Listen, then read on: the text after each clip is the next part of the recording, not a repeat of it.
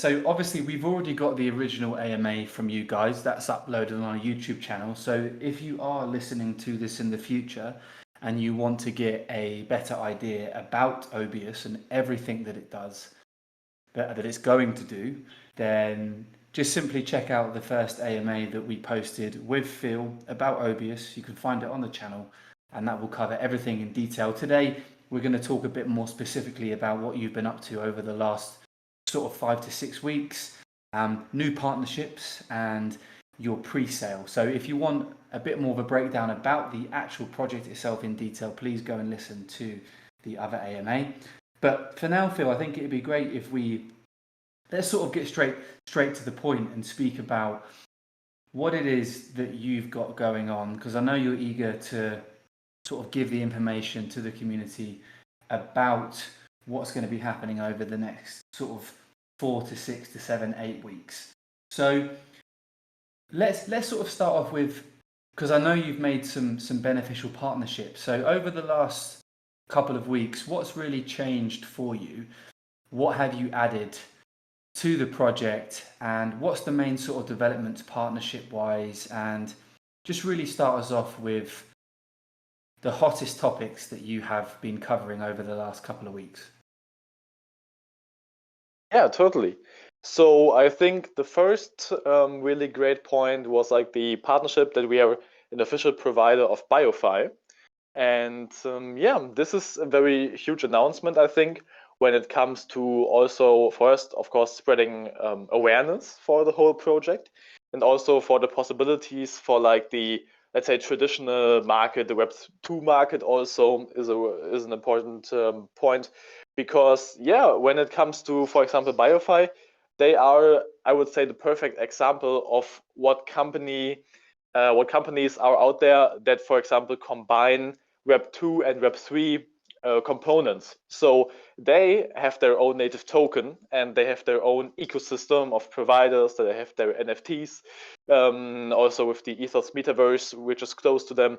So they have all these digital resources, but at the same time, they are also having, for example, this Phoenix phone, so these physical items, and they have to keep track of these things, and especially talking about this Phoenix phone, this is also a great point to, let's say, give companies the entrance into the Obius ecosystem.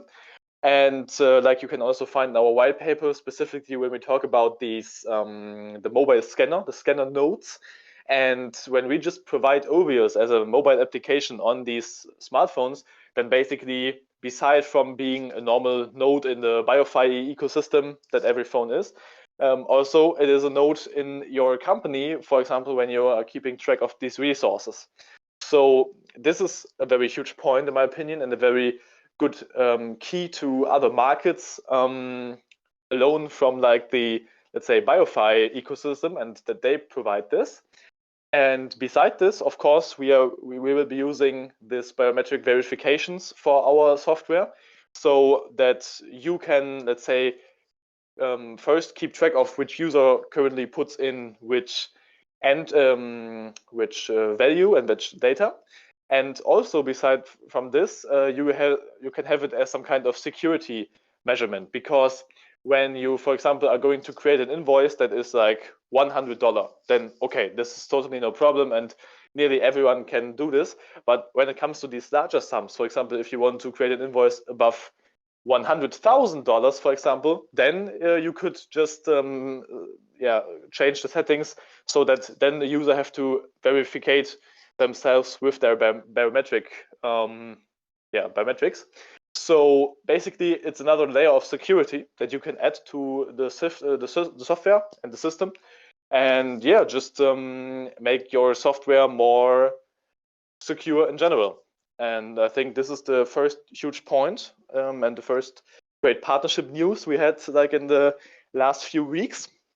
I'm not sure if we already covered the techware side and our techware partnership in the last AMA, but like maybe some words on this. It's also for security reasons, of course, and like viruses and malicious software out there is also a huge problem for companies. And this is also a great thing. So the current partnerships we announced are really from the security side, I would say. And also like BioFi is going to give us the key to other core markets out there. And yeah, this is a great symbiosis and also providing security there. Yeah, I think it's an incredible start for you, Phil. I mean, you haven't launched yet, the pre-sale hasn't started, and you're already acquiring some very key and fundamental partnerships, which is a testament to the use case and the the power that the software that you're building is going to have, not just for the Web3 companies, but quite rightly, like you said, the companies like BioFi that have 1 foot in Web 2 and 1 foot in Web 3. And I think we're going to continue to see more and more of those types of companies. I mean, the DAG ecosystem is essentially what that's about, isn't it? It's taking traditional business and allowing it to be able to utilize all of the positives of the decentralized world. And I think, in my personal perspective, your company, Obius, and what you're doing is going to essentially be there to be like, hey guys, welcome to Web3.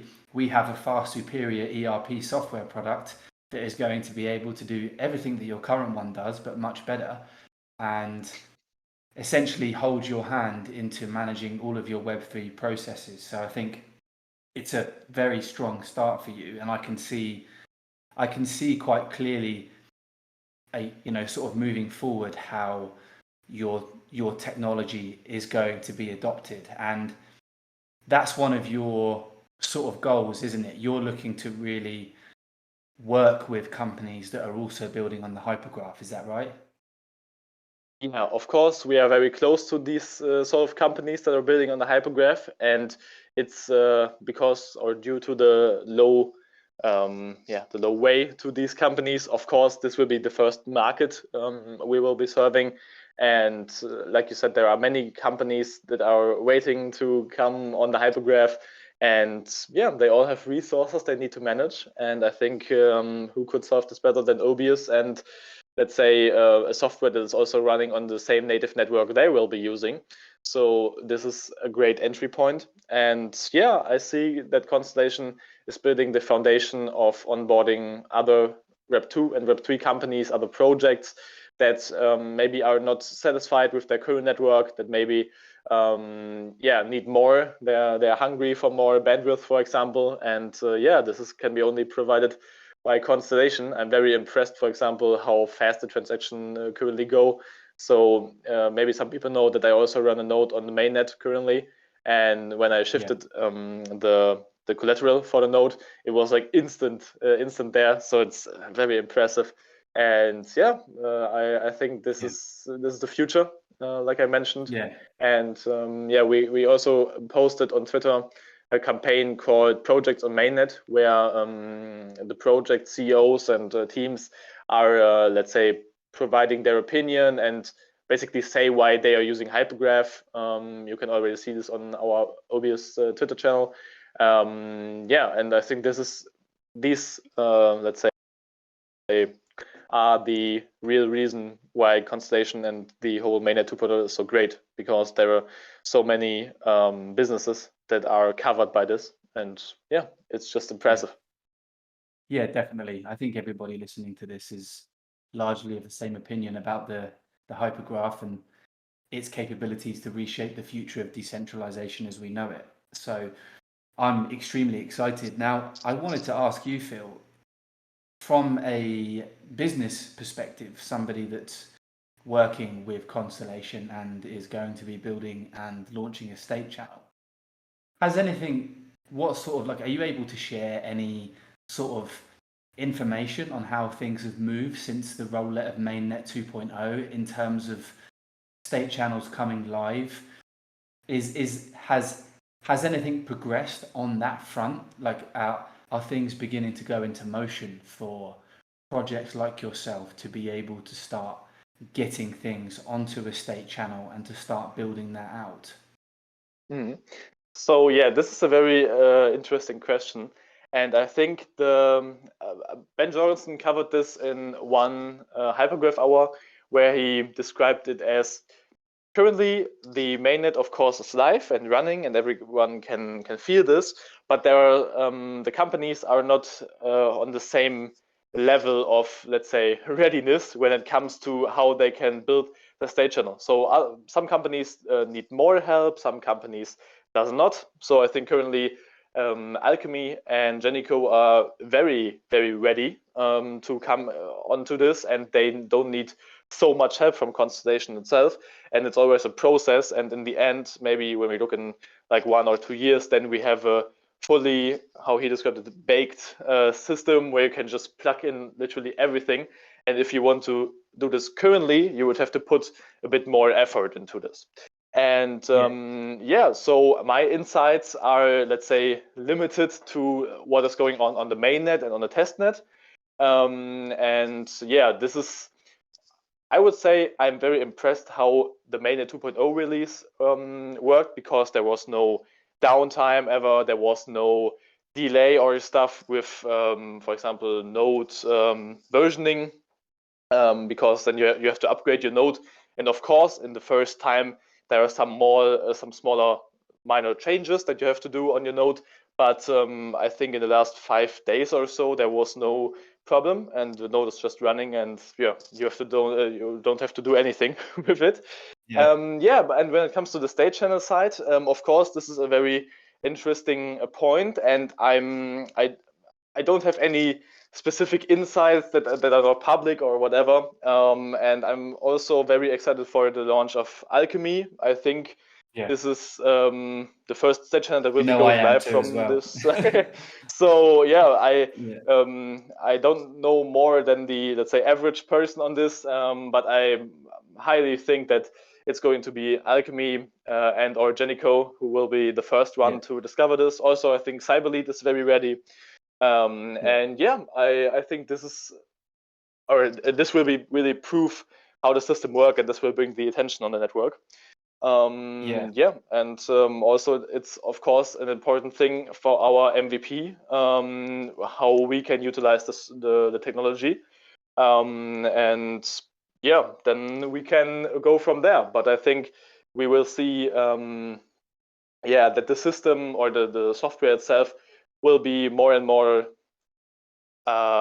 easier for every developer the longer it rolls out, and I'm really looking forward. But of course, we want to be the first companies that are taking advantage of this. So we will put more effort into this and not waiting for Constellation to, let's say, make everything for us and then just plug in on this. We will be putting in the effort to be to guarantee that we are in the first batch, if you want to call it so.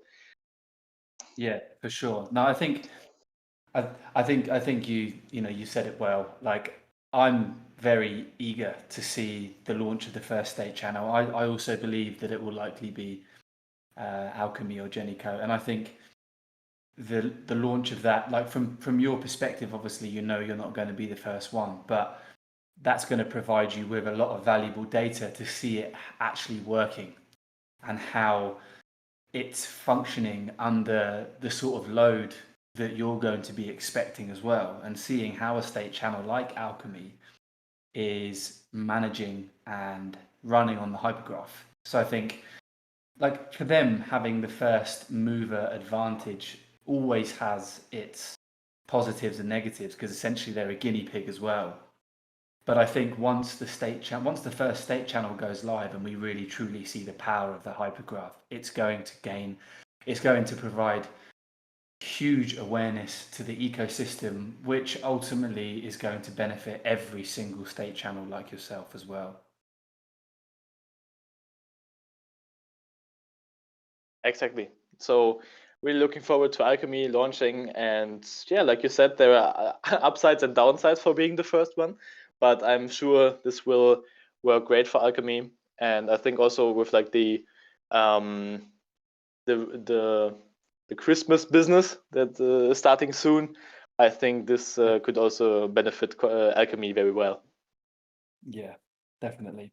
Just want to say quickly, guys, to everybody who's listening, we do have an AMA questions channel that is open just above the stage. So if you want to ask some questions to Phil today, make sure to chuck them in there. before we finish off, and we'll make sure we get them over to Phil. So moving on, Phil, talk to me about the pre-sale. So let's sort of get some details about when that's going to be happening, what you're looking to achieve, and where are we with launch, and give us some dates if you can around all those kind of different timings. So yeah, we announced the, let's say, pre-sale interest form in early October, and we are taking the whole October to make some noise, to be present in other AMAs. Like I mentioned, in the rest of October, there will be like 11 to 12 AMAs more that are to come. I just talked to a local press here in Germany, and we just let's say, finished the article that is going to be published in our local newspaper here and local press. So this is also a very important point, also from the educational side. And yeah, I'm more than happy to post this also here. Although most people will be not able to read this, of course, because it's German. But yeah, no problem. We will provide a transcript of this. Yeah, and beside this, we were, like I said, we're taking the whole October to raise this interest, and then starting in early November, we will be sending out the first contracts, because currently, if you fill out the form, it's nothing binding. It's just declaring your interest. But yeah, early November, this will become serious, and then yeah, you will be able to sign the contract, the SAFT, and then yeah, this is then basically the pre-sale so far. And I'm sure, before we go into the next phase, we will be launching the MVP, and the MVP will be open for everybody, so that everybody can feel and experience this. And yeah, this is a very huge and important topic to me, because I sat down with my team and we thought about, okay, what could be an MVP that everybody could basically use? Because if we, for example, would provide the module of human resourcing, for example, then we could show this, and there would be some people that are interested in this, but this is nothing you would do all the time in, for example, Web3, only using a specific module for, like I said, human resourcing. So when it comes to launch of our MVP, then people will be, everybody will be able to feel this and to try it out themselves, and it's nothing you would have to be deep into ERP to understand what's going on there. So I think this will be great. And this is what you will be seeing before we go into the next phase. Okay, cool. That sounds great. I mean, I know there's a lot of people out there that are eager to get involved with what you're doing. The sentiment on Twitter always seems very positive about what you guys are building, and I love the idea of getting an MVP out there and really helping people understand what it is that you're building, the power of that, the use cases, and really sort of moving forward in that way to be able to help people understand exactly what it is that you guys are doing. Now, when it comes to your launch, are you going to be going through the Lattice Launchpad, or are you going to be exploring with Chainraise? Can you give us a bit of information there as well on the main launch? Yeah, this is also a very important point, because sometimes people do not really understand how, let's say, the pre-sale and the, let's say, initial sale works. Because what we're currently doing is we are raising, let's say, in the so-called private sale. And the private sale is everything that is like going through a contract, a so-called SAFT, a simple agreement on future tokens. And yeah, this is basically, you have to, let's say, go in contact with us to go there. And this is like the first two parts, and the first two sections are in our white paper. So like the seed sale and the private sale, basically. And when it comes to the Lattice Launchpad, for example, this is what it's called IDO. And this is then when it basically is imminent to launch. So for example, we would do the Lattice Launchpad like 2 or 3 months, I would think, before the actual token launches. So it's not that we are doing the, let's say, in October, and then 2 months after there will be the token generation event. So the token generation event will not be in 2022. And like I said, when we go to the launchpad, and of course I'm a very fan of Lattice and a very huge supporter of Lattice, then it would be very close to the launch of the token actually. And when it comes to the decision on to go on the Lattice launchpad, it's of course from my side and from the team side, we would be very happy to go onto the Lattice launchpad, and I think this is a very realistic target. But I think from the new structure of how the decisions are going to be made in Lattice and let's say the whole governance, I think it will most likely be some kind of voting, maybe just a governance vote on the side of Lattice. For we already had this where we decided if we go with Double Dice, Niftify, and there was another third one. Maybe some OGs remember this poll, and Double Dice won, and they got the Lattice launchpad. And I think this will be similar with Obius. And yeah, I'm pretty sure that when the time comes, the people will decide if we are worthy to go on the Lattice launchpad. But of course, there are other also companies that are partnered with Constellation or are in the same space as Constellation, for example, that also provide these kind of launch pads. So there are more than enough options for us to go. But of course, Lattice Launchpad will be the most logical and the best choice, of course. Yeah. No, good to hear. Good to hear. So essentially, then you're going to be having your first funds raised in November. Is that right? Yeah, exactly. So when we are going to send out the, let's say, SAFT contracts, then the one who signs can immediately transfer the coins, for example, because you basically can just use normal crypto, let's say, or also bank transfer, I think. And yeah, then theoretically we get the first liquidity directly in November, exactly. Cool. And how much are you looking to raise in your pre-sale? Do you have a target? Yeah, so in general, these are also can be found everything in the white paper, and the current seed sale, or because in general, like the pre-sale could mean seed sale and private sale together, but for the seed sale or for the first phase, let's say, we are looking at 625,000, if I'm correct. Yeah, 625,000. Awesome. That'd be a great result and would provide a good amount of liquidity for you to really sort of build out exactly what it is that you guys are putting together. And on that note, how is the build going? So how is it looking in terms of the tech? How are you getting on building out your software, your functionality? Can you give us an update on how that looks? Yeah, totally. So we just updated our pitch deck, and I think it's very important to mention that we are in continuously feedback, in some kind of feedback loop with other CEOs and other providers in the first Constellation ecosystem, and also, let's say, away from this at the startup side and also the traditional business side. And yeah, it's very important for us that we already have the focus on the right modules, because like I mentioned, Obius basically is a software that combines all these different modules, and we cannot build every module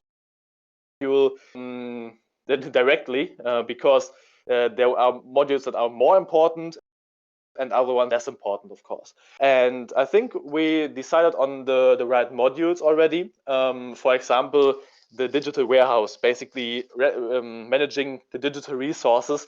That is a very requested feature, and this is also one core of Obius. So this is 100%, yeah, like in the focus, I would say. And aside from this, it's also a bit because also Constellation has to provide information about the tech, of course, and for example, when it comes to planning the let's say, the layer 0 standard.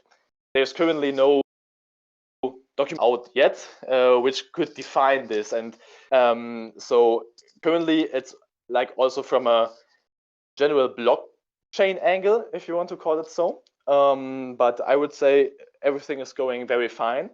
And people will see that this works with the MVP. And the MVP is basically then a module out of the collection of the modules that are going to build Obius. And yeah, I would say everything is on track and everything works fine. Awesome, mate. Good to hear. So to sort of recap, you're going to be aiming to raise about 625,000. That's going to begin in November. Ideally, you'd like to look at launching an IDO on the latest launchpad. And hopefully you would be having your token generation event would be towards the beginning of 2023. Did I catch that right? So like I said, the token generation event is always a thing. I can pretty much surely say that this is not going to be in 2022. But it also, of course, depends always on the market itself, because we are here to build in the bear market. We are building since the beginning of the bear market, you know. But sometimes let's say the timing is right, or sometimes the timing isn't right. And this is also one thing you can experience with other tokens that are going to on the Constellation ecosystem, or other projects that will have their token generation event hopefully soon. I'm also looking forward to all these other impressive projects that are launching: Genico, Fan Token, Cyberlead, you know. But yeah, I totally understand that sometimes the timing just isn't right. And sometimes it's hard to commit on a specific date. But I think that in general, we are building a very huge software, but it's nothing that we do from 0 to 100. And once everything is fully developed, we just release it. But it's also some kind of phased rollout, if you want to call it so, because like I mentioned, there are some modules that are very important and some modules that are nice to have, but less important. And to wait to the finish of these modules, it would basically make no sense, because it would just hold back other modules and other functionalities, other utility we could provide, but don't do because we have to wait or on less important things. I think this makes no sense. Yeah, I completely agree. And I think at the end of the day, Phil, great things take time to build anyway. There's no need to rush things through. The best things are always well thought out, well structured, and developed and deployed over time. We always forget, like especially myself, I forget because I'm heavily involved in this industry, that we are so extremely early. And you know, a lot of people have a very impatient mindset in the crypto industry, but it's important at this stage, at the beginning, with this kind of technology, that founders like yourself take time to build your products out correctly and really launch with, you know, sort of beginning with the end in mind, but making sure that everything is, you know, making sure that everything is tackled in the right way. And I like the sound of, you know, it kind of sounds like a phased approach in terms of your module, where you build on top of what you're doing, and eventually build this monster of a software that can just achieve so much for so many businesses, and ultimately ideally will become mass adopted in the Web 2 and the Web 3 space. I'm sure that's the goal at the end of the day. Yeah, totally. And like you mentioned with the impatient, it's like and I know and remember the times when I myself was just let's say a supporter of the ecosystem, and yeah, you can't get enough of these new partnerships, new news announcements and stuff like this. And there's a partnership and the people ask for another partnership, and all these things coming together.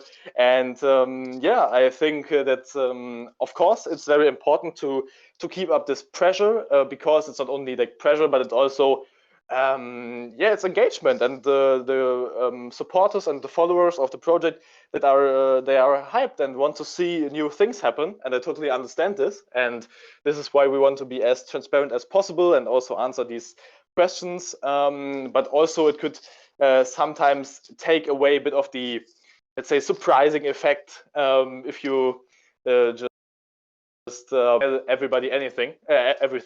So yeah, this is a balance that you have to keep. But I 100%. can totally understand that there are some people impatiently waiting on, okay, yeah, when launch, when Yeah. token generation Yeah. event. Yeah.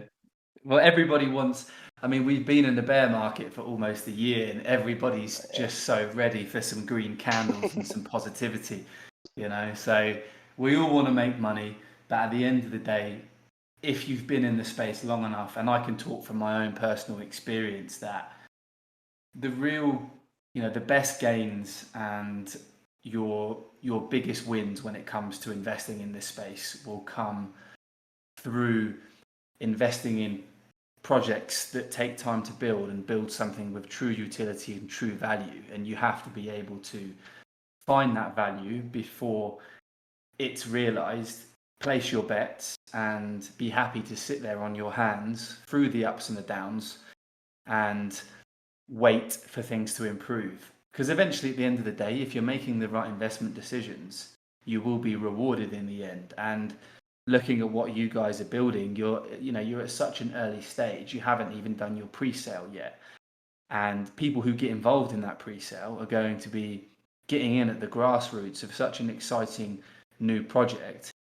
But you have to be realistic and know that that's not just going to make you a millionaire overnight. Like you said, you're not going to be launching your token till next year, and then you'll be looking to get your state channel live, and then you'll be looking to build it out and build more partnerships and generate revenue. And at the end of the day, those things take time.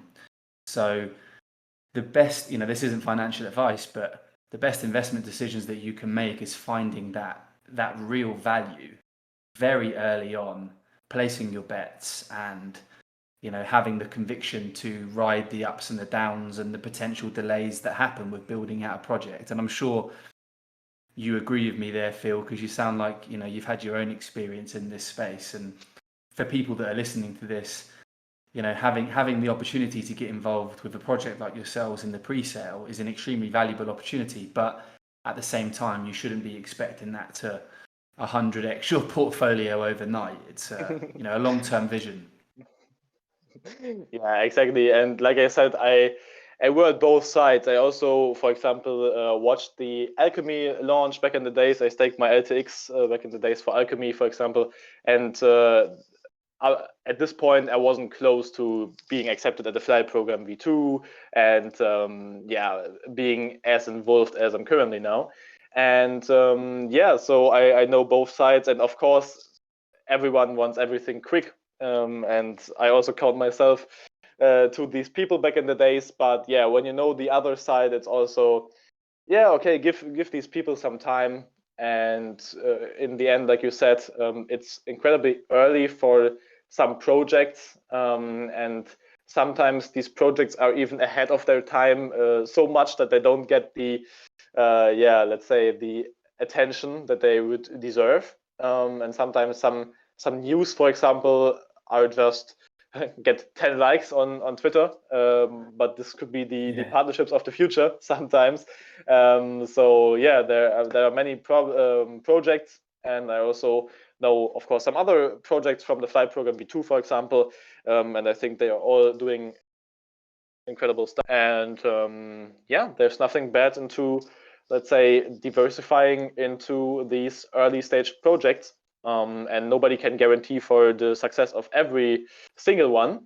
But I'm sure in the end, the Constellation ecosystem is attracting many gems and is not the place for, yeah, example, these classic, I don't know, these meme coins or these scam games, for example, these play to earn scam games and stuff. This is nothing that comes to Constellation really, but when you look at what companies you know from Flight Program V1 and what companies you know from Flight Program V2, they are all addressing different Web2 problems that are real markets and not just, yeah, we're making a meme coin on Constellation. Yeah, definitely. And they're attracting real utility, companies that are solving real world problems and bringing forward disruptive tech to improve industries that are built with the generative economics that DAG employs. You know, it's solving real world problems, providing better technology, and also aligning the incentives of investors, customers, and the project all together. And it's massive. Totally. Like I said, the Constellation ecosystem is here for the long run. Yeah, definitely. And we're here at the grassroots. So everybody listening, you know, good for you putting your time in to learn about projects like Obius, you know, being involved with technology like DAG and the hypergraph, because it's really pushing the frontier of what's possible at the moment. And, you know, we really are at the beginning of this. And although the bear market is very tough on patience and it tests your will, the rewards that you will generate from sticking around, doubling down your research, and getting involved at this time with these projects at these prices and these opportunities is only going to pay dividends in the future. So really appreciate you giving us more of a breakdown there, Phil. It's really exciting to hear everything that you've got going, mate, and you know, congrats on the partnerships. And I'm sure you've probably got a few more things up your sleeve that you're working on at the moment that I'm sure we'll be able to catch up on again soon. So I appreciate you covering all of that for us, buddy.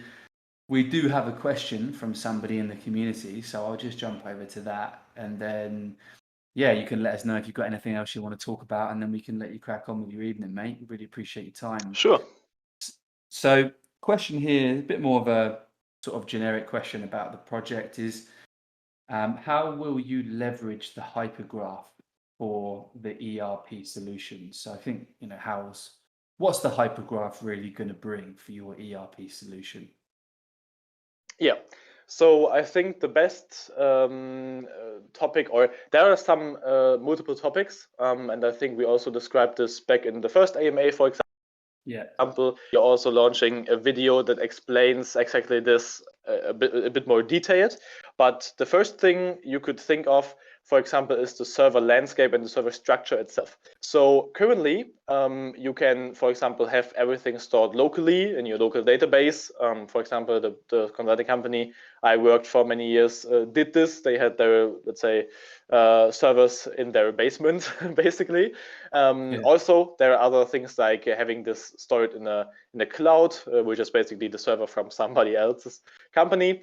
Yeah, but there is data that, in my opinion, should be stored centralized, maybe even air-gapped. For example, employee data. This is no data that you need on a daily basis when it comes to, for example, creating, or for, let's say, shifting articles between different warehouses, for example. This is nothing where you need specific employee data, for example. So you could just store this simply offline. But when it comes to, for example, the transfer of documents, and a company has many documents they have to keep track of. For example, all the, let's say, purchasing and sales documents. So very basic example, you want to sell something to your customer, then you first, of course, have to maybe buy some other materials. You then craft these things together, and then you just sell it. And between this, there are, I don't know, 20 documents that have been created. Also, when you, like I said, bring an article from warehouse A to warehouse B, this is another document, for example. And every basically transaction that you're going to do in your company is being validated on the hypergraph. And this just makes sure that first everything is really like legit that has been entered there. You cannot delete something. And then of course it provides transparency and manageable data for the company itself. There are some other advantages. For example, it reduces the carbon footprint, some of these things. But on the main side, I would say security is the biggest reason. Data transparency, manageability, all these kinds. Yeah, I mean, it really has so many positives, doesn't it? I mean, it's the the infinite scalability, the audibility, the manageability, the not needing to have massive servers to store all of your data, the flexibility to be able to increase and decrease the amount of throughput that you need instantly. There's so many positives to the hypergraph that it's going to 10x the amount of functionality and value that businesses are going to get from an ERP solution, which I'm sure you'll agree on. And Yeah, totally. ultimately that's what you're looking to do, isn't it, Phil? That's what this is all about. It's taking a solution that already exists, pairing it with cutting edge technology and innovation on your side, and putting together something that will revolutionize the way businesses manage their their day-to-day processes.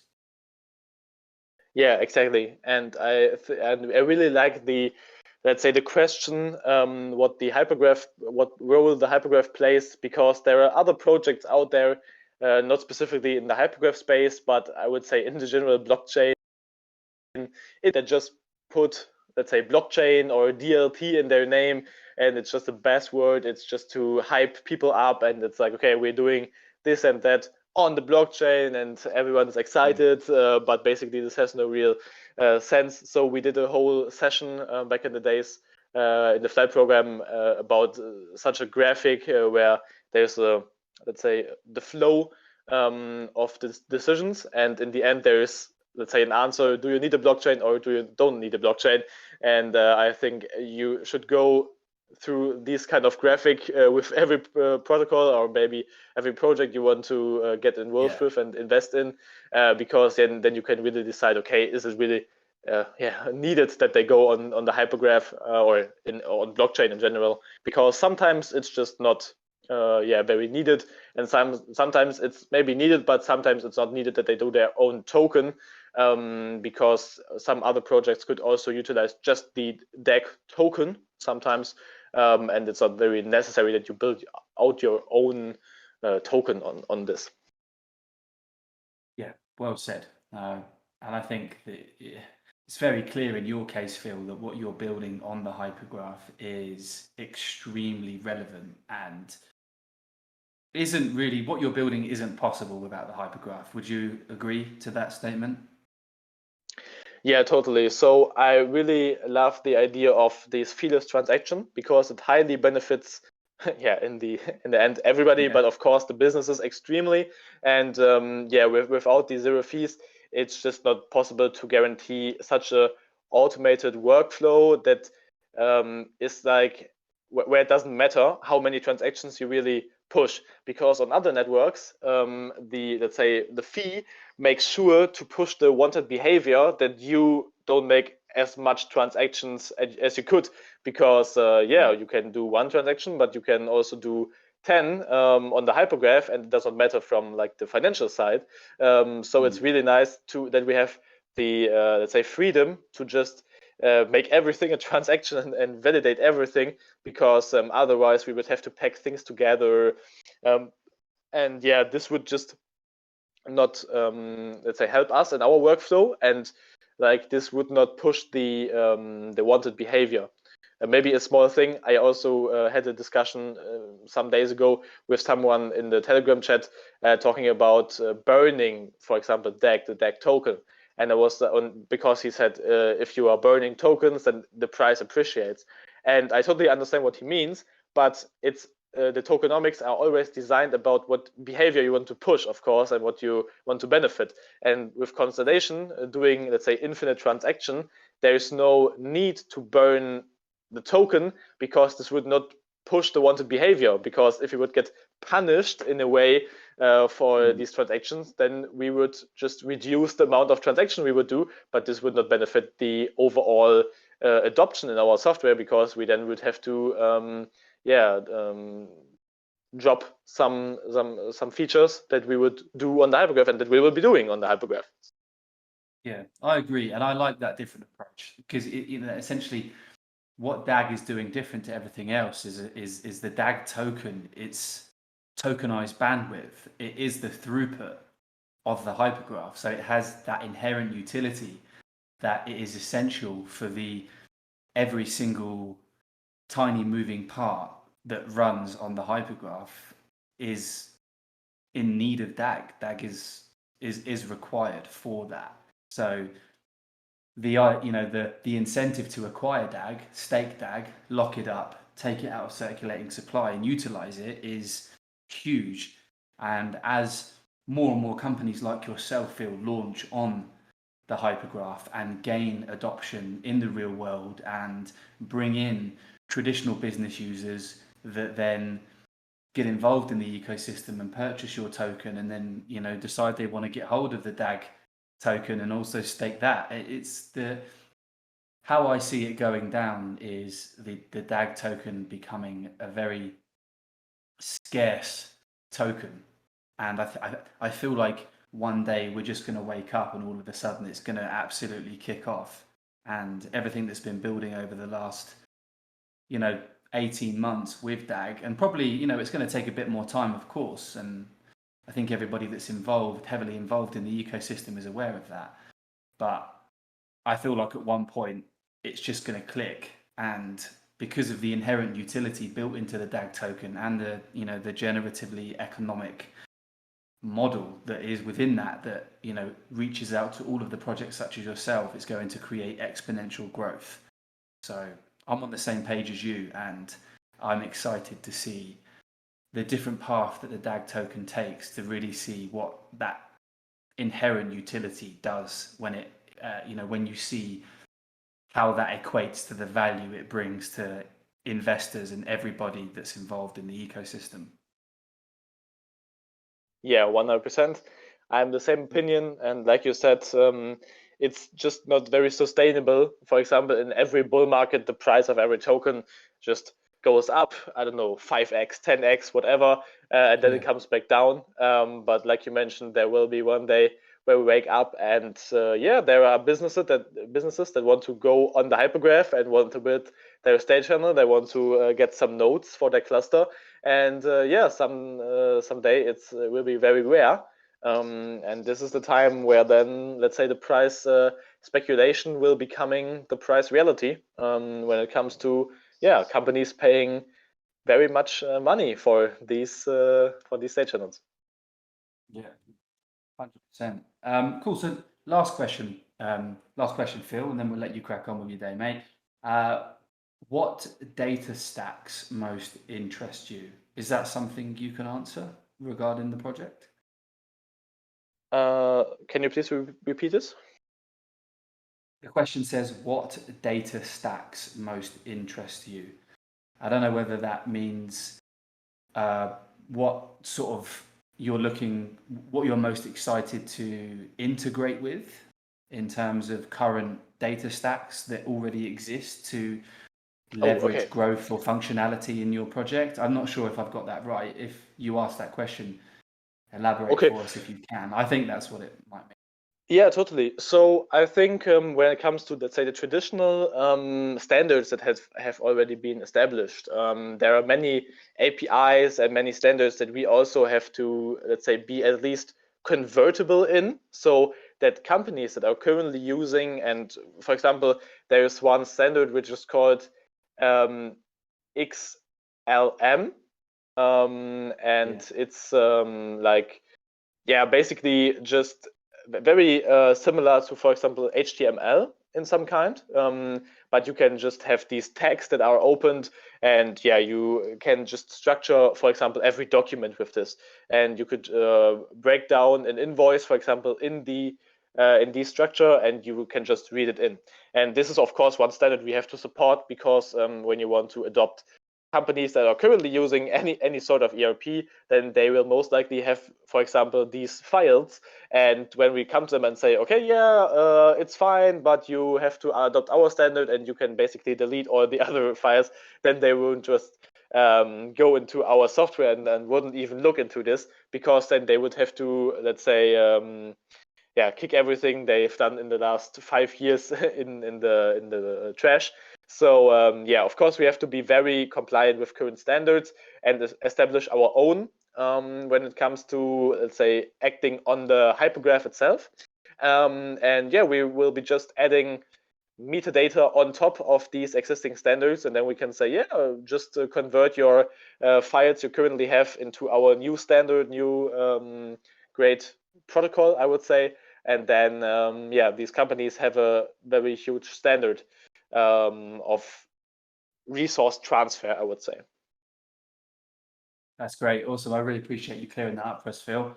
And yeah, just really appreciate your time again today, mate. It's always a pleasure chatting with you and hearing about how you're getting on and feeling the enthusiasm that you have for what you're building and the space in general. I have no doubt that you will build something incredible and that you're very, very likely to achieve great success in this space. So I, for one, am extremely bullish on what you're building. So congrats to you and the team, mate. And yeah, great to get this update for you today. Is there anything else that you'd like to sort of say to finish off, and then we can let you crack on, mate? If there's anything else you wanna say before we finish today? Yeah, I would just say thank you very much for listening, also for the people who will be listening to the recording. And yeah, like you mentioned, feel free to join and save your spot on the pre-sale interest form. I'm very happy for everyone who supports this.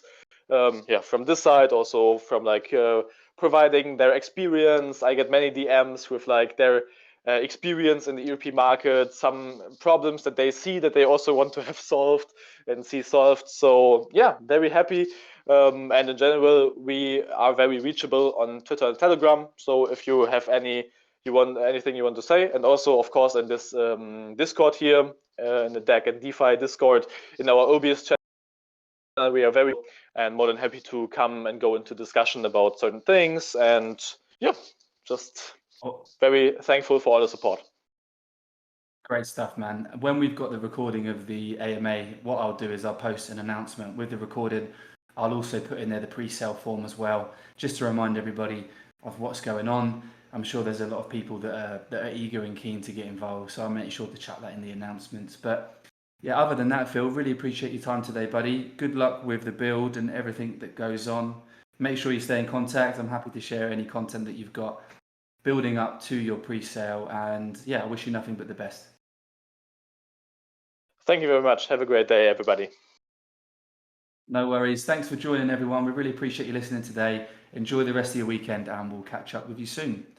Take care. Bye-bye.